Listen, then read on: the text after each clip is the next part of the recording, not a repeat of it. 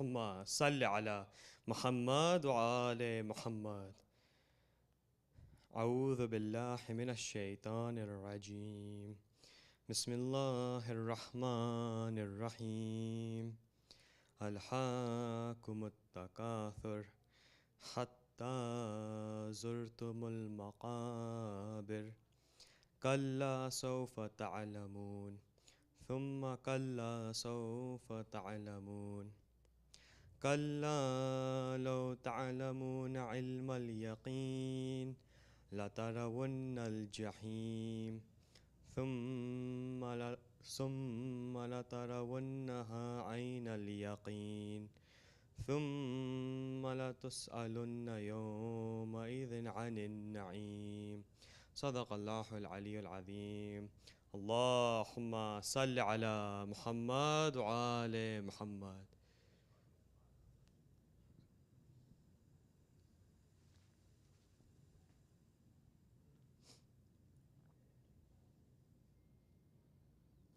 پر محمد وآل محمد صلوات.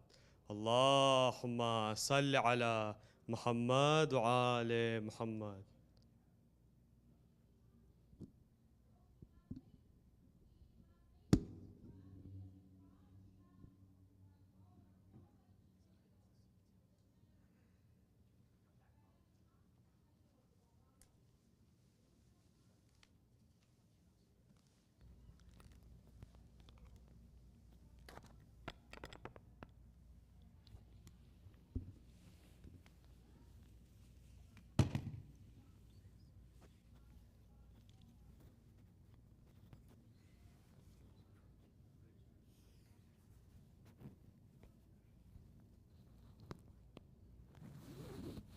رحم الله من قرأ سورة المباركة الفاتحة. بسم الله الرحمن الرحيم.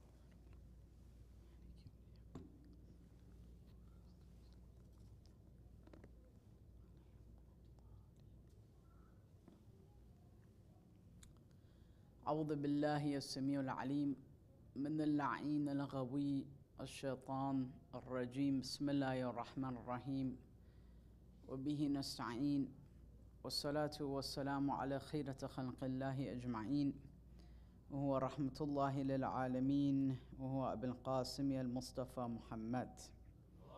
اللهم صل على محمد وآل محمد. والصلاة والسلام على أهل بيته الميامين المهديين المعصومين المظلومين ولعنة الله دائمة على أعدائهم أجمعين من يومنا هذا إلى قيام يوم الدين. أما بعد، فقال الله تعالى في كتابه المجيد: أعوذ بالله من الشيطان الرجيم. بسم الله الرحمن الرحيم. وعادا وثمود قد تبين لكم من مساكنهم وزين لهم شيطان وأعمالهم فصدهم عن سبيل وكانوا مستبصرين. Continuing with last night's subject, I wanted to stick with the same verse from the Quran, Surah Al-Ankabut, verse 38, where Allah subhanahu wa ta'ala tells us about Ad and Thamud. And it bears repeating because the most important part that pertains to us comes at the end of the verse, where Allah Azza wa Jal is speaking about Ad and Thamud, and when you go out into Arabia, you see their ruins. And their problem was that they were between two places. On one hand, they were doing something wrong, and it was justified to them through satanic whispers. It's the whisper in their ear, like, it's okay, you'll just make it up later, something like this. زَيَّنَ لَهُمْ شَيْطَانَ أَعْمَالُهُم. That shaitan made it seem to them what they were doing was right. It's like people that perpetrate acts of injustice, but they do so convincing themselves that what they're doing is for a greater good, for example. Right? So for example, tyrants, when they kill people or oppress people or put them in prison, they justify it. It's for the greater good. Right? You know, it's what the society needs. They know deep down, of course, it's wrong. It's morally questionable, morally problematic.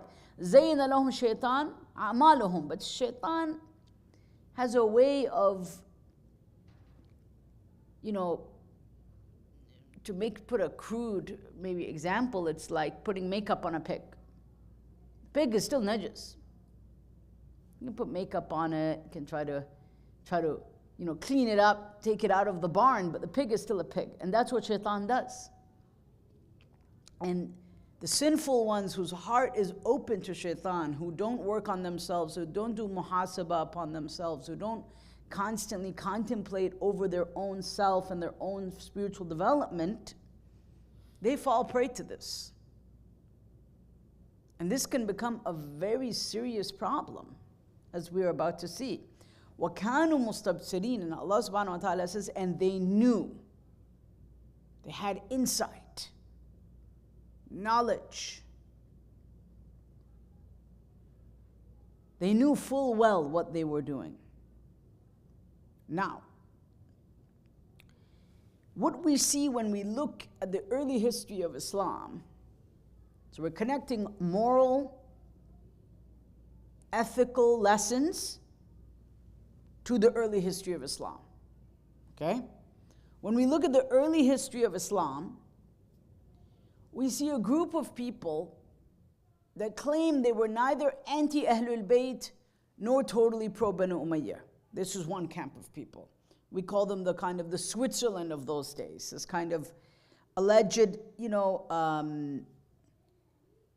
neutrality. When in reality it wasn't neutrality. What it was is people were betting on multiple horses, trying to see which one will get ahead, and then they're going to, at the last second, join the party that they think is going to win.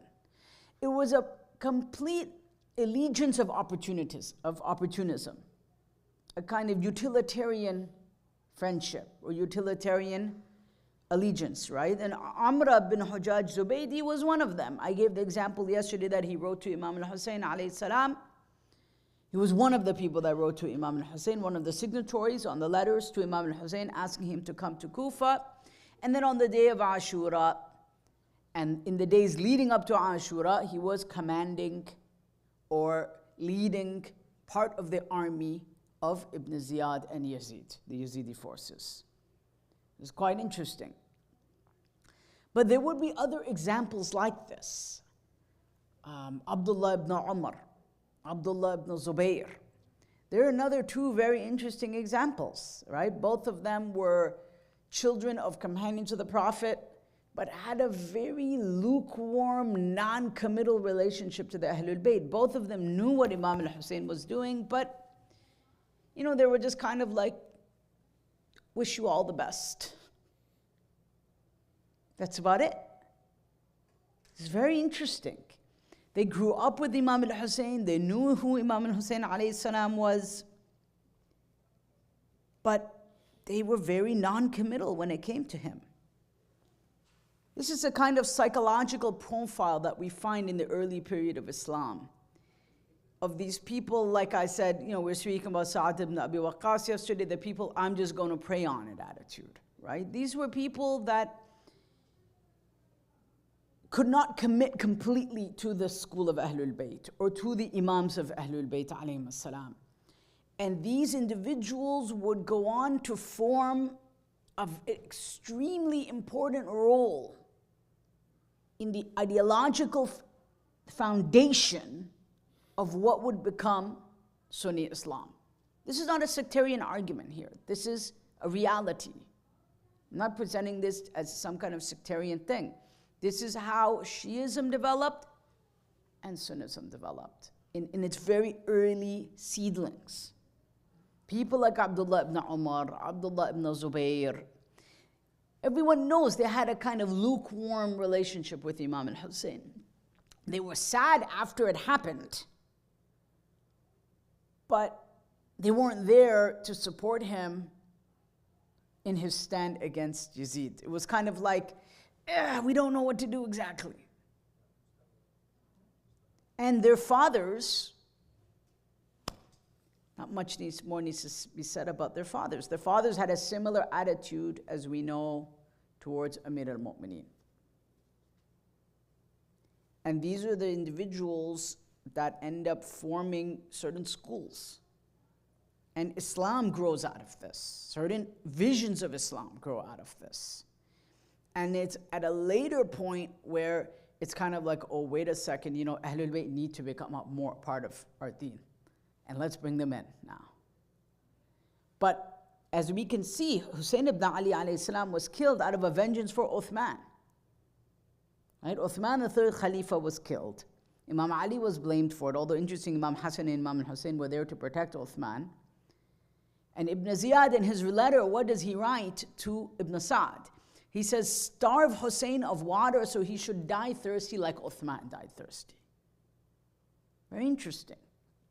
So there was this kind of outright hatred towards Imam al-Hussein. Now, someone like Umar ibn Sa'd, what happens to him in history?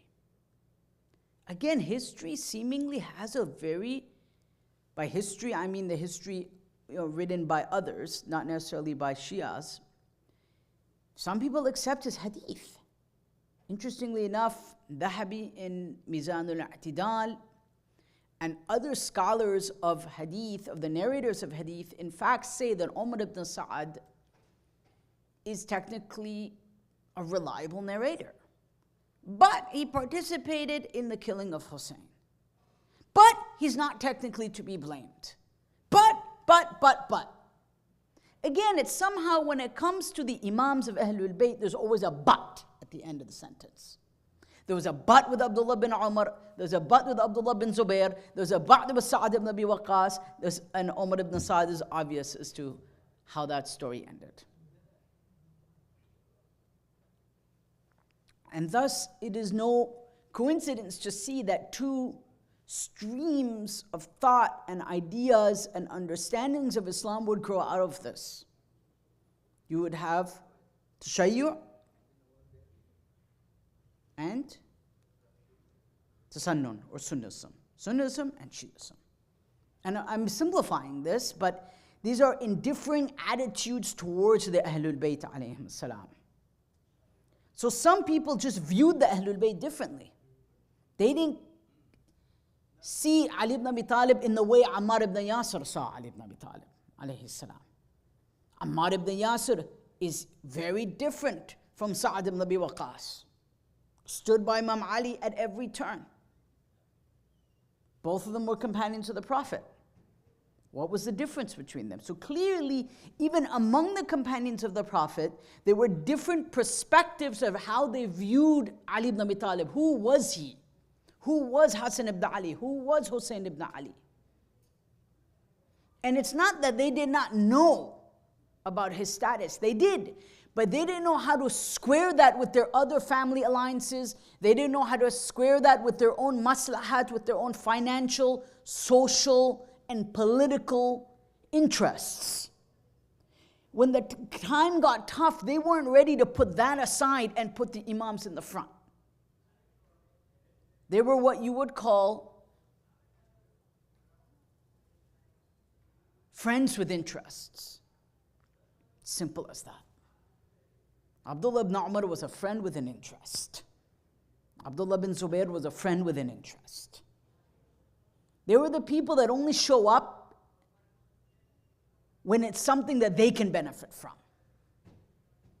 Otherwise, they're missing in action. There are those kinds of friends. There's a very interesting person named Charles Vogel. He wrote a book called The Art of Community. And he says one of the most essential elements of a community is friendship. Within that community, a healthy community, and especially a faith-based community, you have something called 3 a.m. friends. These are friends that you can call at any moment of the night. And hopefully you are a 3 a.m. friend for someone as well. These are true friends. These are people that you know are loyal. They truly have your best interest at heart. They'll never let you down. And they'll always give you honest and sincere advice.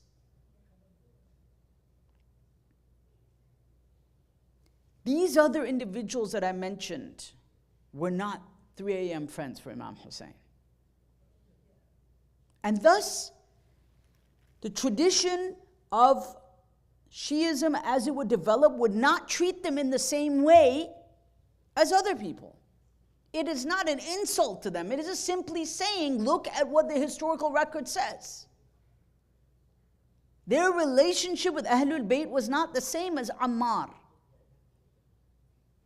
And if Ahlul Bayt are those that the Prophet has asked us to submit to and to love and to show our loyalty above and beyond our family, above and beyond our wealth, above and beyond our self-interest, above and beyond our immediate political interests. If Ahlul Bayt is this for us, then through that understanding, through that metric, then we rank who we want to take our sunnah from. Through whom do we want to engage with spiritually? From whom do we want to take knowledge from? This becomes our criteria, a metric. And these other individuals, as per this standard, just don't fit. It's not an insult, this is not a sectarian, this is just what it is. I mean, let's look at something so simple. Sallu ala Muhammad wa ali Muhammad.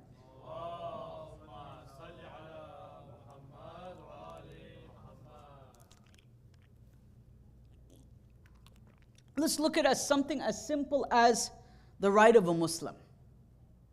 Haqq of a Muslim, right? Okay. There's a very, very beautiful hadith, very beautiful tradition from our sixth Imam with Mu'alla ibn Khunais. Mu'alla asks the Imam, what is the haqq of a Muslim? Very interesting conversation. The Imam proceeds to tell him that the right of a Muslim, and the ulama of hadith explain that this is Muslim who manifests Islam in its complete form, or in its full form. This person has 7 rights. 7. And all 7 of these rights are wajib. So 7 wajib rights. Look at what the Imam says. Very important words. He says, قال له سبع حقوق واجبة, that there are 7 obligatory rights. وَمَا مِنْهُنَّ حَقٌّ إِلَّا وَهُوَ عَلَيْهِ وَاجِبٌ, that each and every one of them are wajib. وَإِنْ ضَيَعَ مِنْهَا شَيْءٍ خَرَجَ مِنْ وِلَايَةِ اللَّهِ, and if someone misses or fails intentionally to fulfill one of these, they are outside of the wilayat of God, the guardianship of Allah subhanahu wa ta'ala, and His obedience. وَلَمْ يَكُنْ لِلَّهِ فِيهِ مِن نَصِيبٍ, and they have nothing from God. They are owed no reward from Allah subhanahu wa ta'ala if they do not fulfill these rights. This is very, very profound. So the rights of a believer, Muslim here / believer, we're explaining, are so great that if you don't fulfill these things, this person has nothing to expect. لَمْ يَكُنْ لِلَّهِ min nasib. This person has no reward from God. It is as if they have wasted their entire life as a Muslim.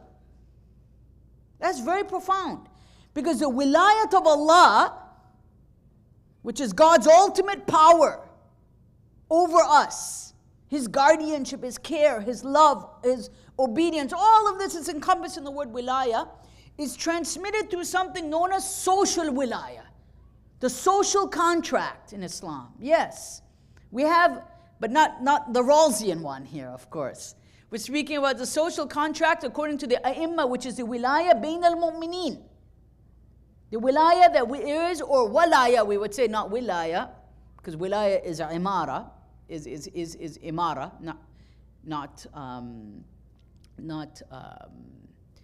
there's 2 different, but anyhow, wilaya is political authority and walaya is the love and divine friendship. So that wilaya is a social contract, mu'mineen, okay? We have to understand this because everything else in the journey of Imam al-Hussein has to be, the musibah of Imam al-Hussein has to be put into its context. The tragedy of Imam al-Hussein has to be understood in its context. Mu'alla then asks, what are these rights, O Imam? The Imam says, I hesitate to tell you because you will not perform, you will now know something and not perform it. The Imam is afraid for Mu'alla, not for himself, for his companion, that if I tell you what the rights of a fellow believer is, and you know it, and then you don't perform it, what are we going to do? We got a problem now. This is very profound. Each and every one of you have the social walaya here. What is the first of them? The Imam says, what is the first of these? He says, the first of them is the easiest. أَيْسَرُ حَقٍّ أَن تُحِبُّ لَهُ مَا تُحِبُّ لِنَفْسِهِ. That you are to love, تُحِبُّ لَهُ مَا تُحِبُّ لِنَفْسِهِ. That you are to love for him what you love for yourself, and dislike for him what you dislike for yourself. So let me ask you a question here.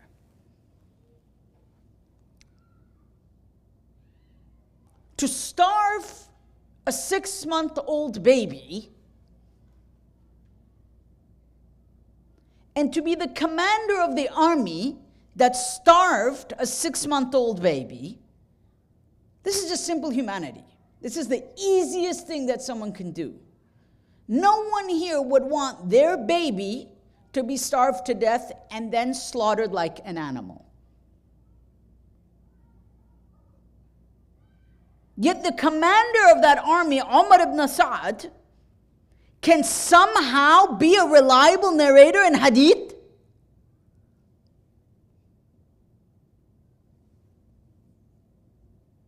How is that possible? Let's leave Imam al-Hussein out for a moment here. If this is the right, now we'll bring Imam back in, but we think about the baby, and now let's move on. If this is the right of a Muslim who's performing their wajibat, performing their Islam, what is the right of Al-Hussein ibn Ali alayhi salam? Just think about this. If this is the walaya between us, me and you, what is the right of the one who is from the nafs of the Prophet? The one from Ayat Tathir.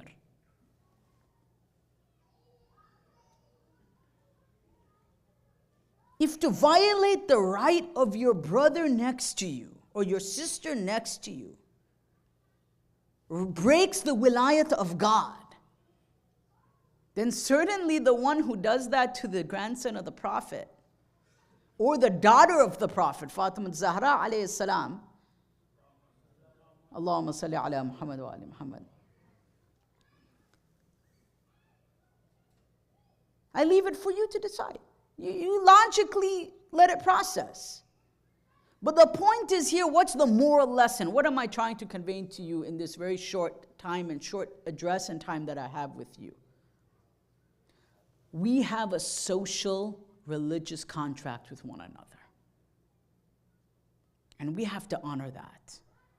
And we have to cherish that. And we have to protect that. That is what makes us a Muslim community and a Shia community and a community of walaya. Because the Imams tell us that when we perform these rites, this is just the first rite, we're not going through all of it, I just mentioned one today, that wasalat wilayatik bi wilayatihi, that your wilaya is connected to his wilaya. And his wilaya is connected to your wilaya. So there's a connection between our wilaya, the Imam says. So wilaya is not only a vertical concept, but it's a horizontal concept. It goes, it has two axes. Now think of the musibah of Hussein ibn Ali in this context. Let it just linger in your mind.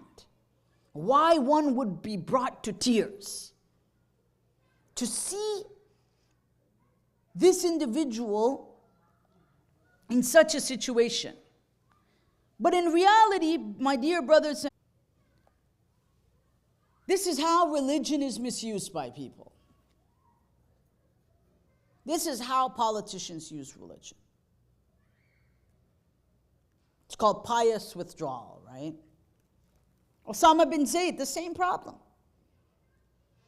And we can go on and on.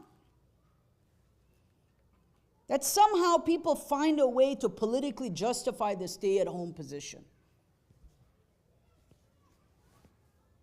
Tyrants will use some kind of deluded logic to prove the things that they want to prove. Bringing us to Umar ibn Sa'd.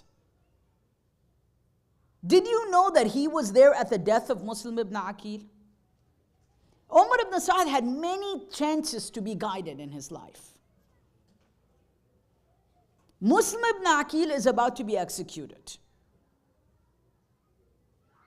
He now asks Umar ibn Sa'd if he could give him his final will, because they had a rahim, a family relationship. Yes, there was some family connection between Umar ibn Sa'd and the family of Aqil, as I mentioned last night. Muslim tells him three things on the condition that Umar ibn Sa'd not mention it to anyone. Number one, that news be brought to Hussein ibn Ali that Kufa is no longer a viable option. They have betrayed him.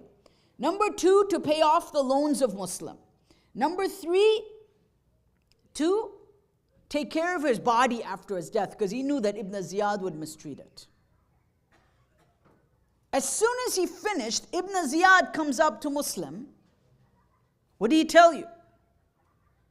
Umar ibn Sa'd just swore that he would not say anything in the name of their family relationship and so on and so forth. He tells Ibn Ziyad all three. Ibn Ziyad says, as for the debt, it doesn't mean anything to me. The body doesn't mean anything to me, although they ended up mistreating the body of Muslim anyhow. As for telling Hussein ibn Ali, that's not going to happen. Betrayal number one. Now betrayal number two in Karbala itself. So this is case study number one of Umar ibn Sa'd's khiyana. Despite knowing who Hussein is, despite having family relationships with the Talibids, with the Alawiyin, there was family connection to them. Ta'ala Aqil. Study number two. Hussein ibn Ali, salamullahi alayhi, Imam al-Hussein comes to Umar ibn Sa'd on the battlefield. He offers Umar ibn Sa'd two conditions by which we can end the war. I'm only putting two because I'm not convinced of the other ones. I'm only presenting two. There are others that historians say, but generally our historians and our ulama say that there are two that we can agree on. The first one is to let the Imam go back to where he has come from, back to Makkah, back in that direction. The Imam says, let me go, my family, we'll leave from here, from Karbala. We'll go. We don't need to fight. This is very important. The Imam made every attempt to not go to war.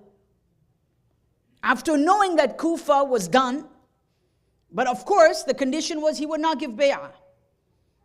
And number two, he says, we'll go out, we'll find somewhere else in the earth of God. We'll go somewhere far away. Umar ibn Sa'd now writes back to Ibn Ziyad. Now remember, Umar ibn Sa'd and Imam al-Hussein grew up together. Maybe 5, maybe 10 years difference. Not much, maybe even less. It's debated. Some say he was born in the life of the Prophet. Some say he was born during the Khilafat of Umar. It's debated. But he was certainly close in age to Imam al-Hussein. There wasn't a huge age gap. They more or less grew up together. They knew each other. That's why do you think they were sitting? They were sitting and talking because Ibn Ziyad writes, a letter was sent to Ibn Ziyad from the battlefield that word has come to me that you and Hussein are engaging in negotiations. Don't forget they knew each other. Ibn Ziyad now writes back, Umar ibn Sa'd writes back to Ibn Ziyad, you know what he tells him? Hussein has agreed to put his hand in your hand. That's a lie. Hussein ibn Ali salamullahi alayhi never said that. And he says, if I were you, I would accept it. Meaning Umar ibn Sa'd was debating. He was trying to get out, to weasel out of this war. Because he wasn't a psychopath, he was an opportunist. The two are different. He wasn't bloodthirsty, per se. He was just the dirtiest of politicians that you could find. So he'll go whatever's the easiest route that he could take. Ibn Ziyad obviously does not accept that. He says, no, the only thing that we will accept is allegiance or Hussein's head. That doesn't work. During these negotiations, what happens? Umar ibn Sa'd writes a letter to Ibn Ziyad. Look at this munafiqat. Oh. He's negotiating with Hussein ibn Ali in good faith, allegedly. He tells Ibn Ziyad, if you give me the governorship of Ray, I'll do what needs to be done.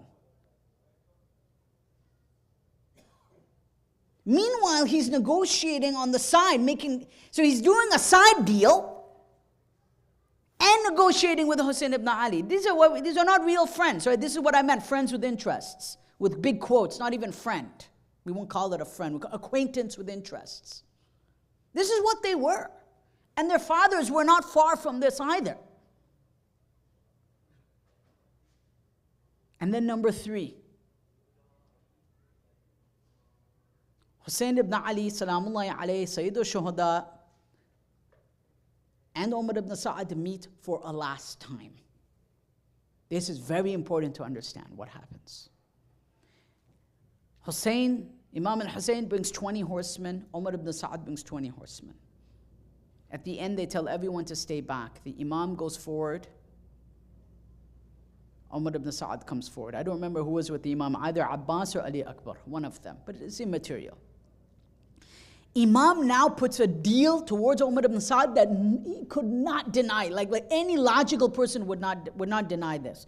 What was the deal that was put forward? This is absolutely incredible. Look at this.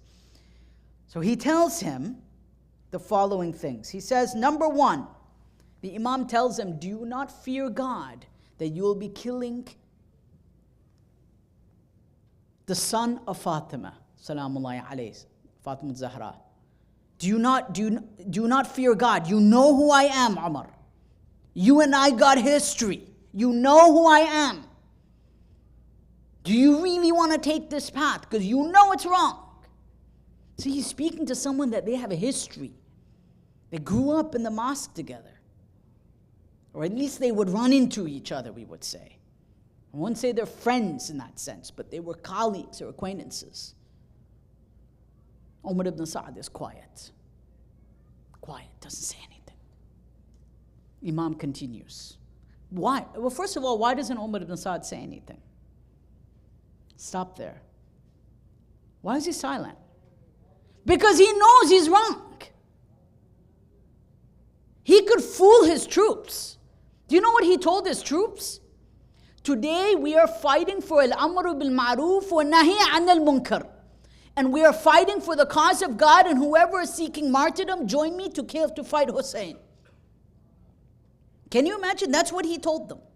When he arrived in Karbala, that was a khutbah of Umar ibn Sa'd. Al-yawm, today, the batil is being perpetrated and no one is fighting against it. The invalidity and wrong. So he's saying about himself, and the army of Banu Umayyah are fighting for haqq. And if you want to meet God, and you want to love God, then be with me. But now he's talking to Hussein and he's quiet. Where are all those words? See, these are friends with interests, right? Double dealing, side dealing manipulators. The dirtiest of politicians, the most conniving of them. You don't know where they stand. Like chameleons. You don't know what you're dealing with them. Umar ibn Saad got used to this behavior. Probably early on in his childhood, he got used to lying like this.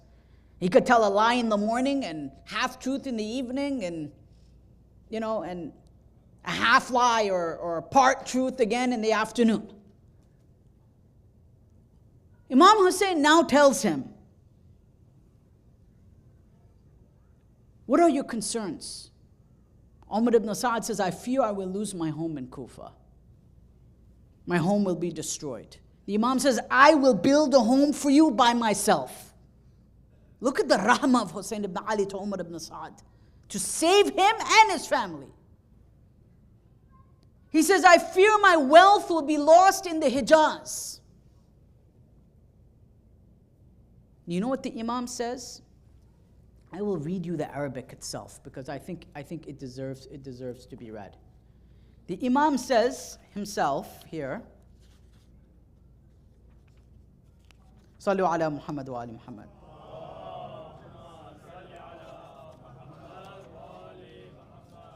The Imam says to him, أَنَا أُخْلِفُ عَلَيْكَ خَيْرًا مِنْهَا مِنْ مَالِي بِالْحِجَازِ. I will give you my money from the Hijaz. Leave this. What are you doing? You're on the wrong side of history and you know you're on the wrong side of history. He then says, Inna li ayalan. I have a family, I fear they will be killed. The Imam says, I guarantee your family's safety. He's saying, I, the proof of God, Hussein ibn Ali, guarantee their safety. Umar ibn Saad could not say anything. Did Umar ibn Saad ever tell Hussein ibn Ali that he was lying? No. He could tell his troops, but he could not look Hussein in the eye and tell him that because he knew. He grew up with him, he knew who he was. You can lie to everyone, but you can't lie to the guy that's known you your whole life. He knows a game when he sees a game. And he'll call it for what it is. The newcomers don't know.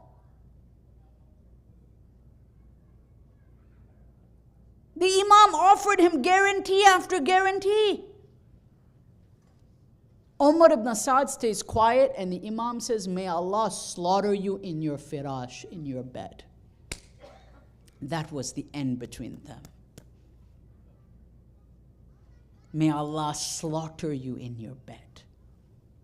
That's like heavy duty la'nat. Imam al-Hussein, that's heavy duty. Yani dhahab Allah. Dhabahak Allah fi firashik. It's very profound. May Allah come and kill you in your bed. You will never eat from the grain of Iraq, meaning you will never get what you think you are getting from them. He turns to Hussein ibn Ali and makes a joke. He says, don't worry, I like barley better than grain anyways. Can you imagine he even had the gall at that point because they know each other. He says, don't worry, sha'ir will do. And he walked away, and that was the last time. That was it. Think of all the attempts that Hussein ibn Ali salamullahi alayhi made to not only save his family, but save the soul of Umar ibn Saad. Yet Umar ibn Saad time and time again squandered every opportunity for hidayat. Do you know why? Because he lied so much in his life, my dear shabab, my youth. He lied so much that he became used to it. He became used to living multiple lives. He became used to compartmentalizing his sin. He became used to living in that delusion. Maybe today people take drugs to get over it. I don't know. When they live these kinds of open, contradictory lives. And what was the musibah? That even when they decided to take away the water from Imam al-Hussein, one of the companions of Umar ibn Sa'ad comes up to him and he says, أَتَتْرُكُ بَيْتَ النَّبُوَّ يَمُوتُونَ عَطْشًا? Atashan, that will you leave the family of the Prophet to die thirsty? Umar ibn Sa'd did not have an answer. Every time when Zainab salamullahi alayhi comes out of the tent, as they're rushing towards the body of Hussein ibn Ali, imagine this moment, mu'mineen. Close your eyes and go into Karbala, into the moment. Tilla Zainabiyya. Zainab is running towards her brother.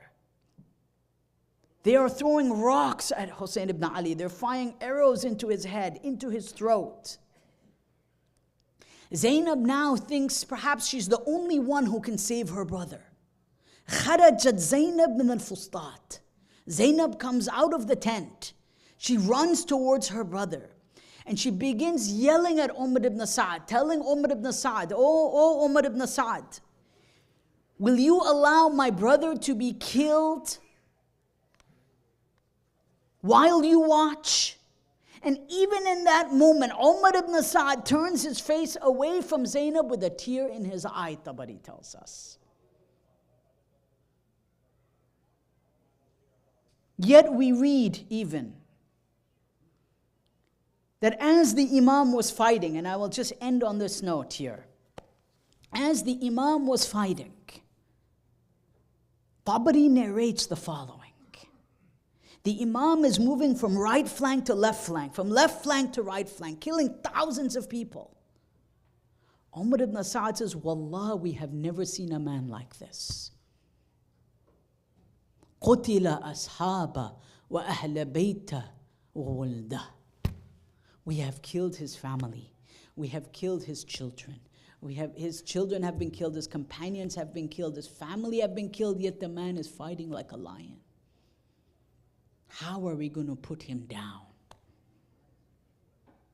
At that point, Umar ibn Sa'd, the one who grew up with Hussein, tells them to attack him like dogs. So from every corner, they begin throwing arrows, rocks, spears. Even on the face of Hussein ibn Ali, the riwayah tells us. They began stoning Hussein ibn Ali. That same Umar ibn Sa'd that was offered protection orders the all-out attack and